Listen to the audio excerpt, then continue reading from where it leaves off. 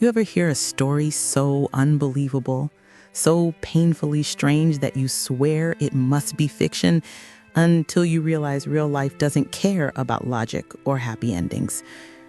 Before I tell you what happened, just imagine waking up one morning believing your life is normal, only to discover that someone you trust has rewritten your past, your memories, and your identity, piece by piece. That's what happened to me. And even now, years later, I still don't know which moments of my childhood were real and which ones were manufactured to hide a secret so dark it took one accidental discovery to expose everything. My name is Claire.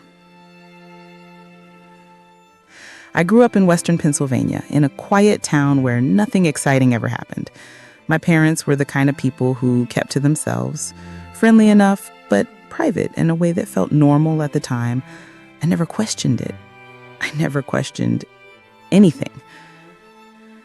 Until the day the letter arrived. It started on an ordinary Tuesday morning, the kind where you could almost predict every hour before it happened. The sun was barely up when my mom called me and asked if I could stop by the house. She said she needed help going through old storage boxes in the attic. Just junk, she promised, but it's time to clear it out. I didn't think anything of it. My parents were older now, downsizing, planning ahead. It all made sense. But the moment I stepped into the attic, something in my stomach shifted. The air smelled like dust and mothballs, but beneath that was another scent, one I hadn't smelled in years. Old paper, the kind from diaries and letters, the kind people keep when they're trying to hide something. Mom pointed at a stack of boxes near the back. She said, "Start with those." The first box held exactly what I expected. Baby clothes, old photo frames, school papers. The second was filled with random souvenirs. Normal, innocent. The third changed everything. Inside it was a stack of envelopes, rubber banded together. My name was written on every single one. But the handwriting wasn't my mother's.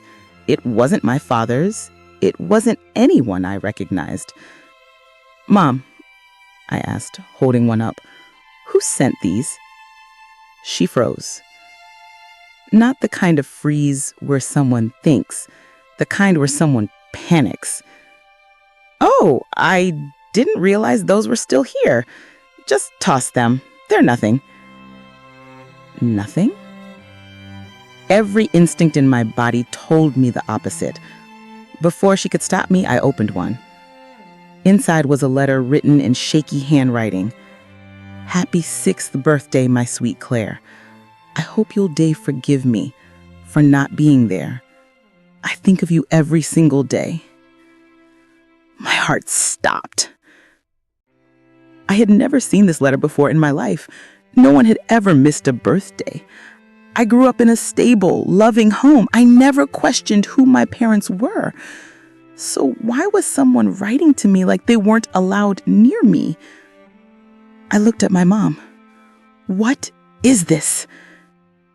She swallowed hard. "Claire, put it away." "No," my voice cracked. "Tell me what's going on."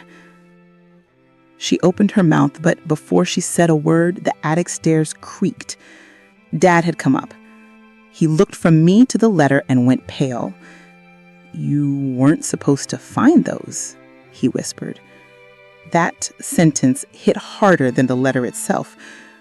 "Why are there letters addressed to me?" I demanded. "Who wrote them?" My dad let out a long, shaky breath. "Your mother," he said. But he wasn't looking at the woman who raised me. He was looking at the wall behind me. A chill went through my entire body. My mom, my real mom, was someone else. The woman standing in front of me wasn't her. "You're lying," I said instantly. "This is insane." But then he opened a box I hadn't noticed. Inside were documents, hospital records, court papers, and a birth certificate with a different mother's name. The room tilted. My dad stepped closer. "Claire, your biological mother was very young. She couldn't take care of you. She had problems. She left you with us when you were barely a year old. We took you in. We raised you.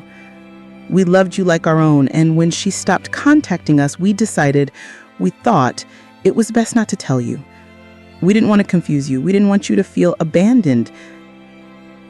"But she didn't stop contacting you," I said, holding up the letters with shaking hands. "You hid them." The truth in their eyes shattered me. My whole life, every birthday, every moment I felt loved, every time I thought I understood who I was, suddenly felt like a story someone else had written for me. I left the house without another word. For weeks, I didn't speak to them. I didn't know how. I didn't know if I hated them or if I understood them. I didn't know if I wanted to find the woman who wrote those letters or burn them and pretend none of it ever happened. But the decision was made for me when I opened the last letter. It wasn't like the others. The handwriting was weaker, messier. The paper smelled older, like it had been written a long time ago. It said, "If you ever read this, it means I'm gone. I'm sorry. I tried. I wanted to be part of your life more than anything, but sometimes love isn't enough. Please know that you were the best thing I ever did, and the biggest regret of my life was leaving you behind." The signature was shaky, barely readable, but it was a name I had never heard before. Love, Emily. Emily. My real mother. I found out later she had passed away when I was around 10. The letters stopped, not because she abandoned me, because she couldn't write anymore. I don't think anything in my life had ever hurt that deeply.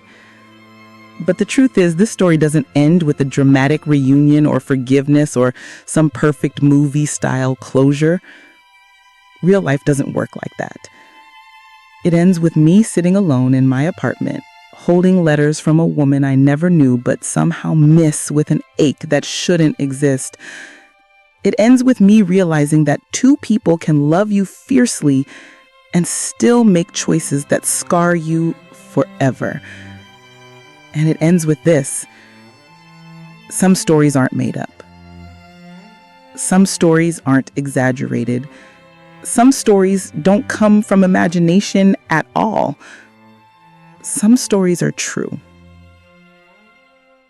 And the truest ones are the hardest to live with.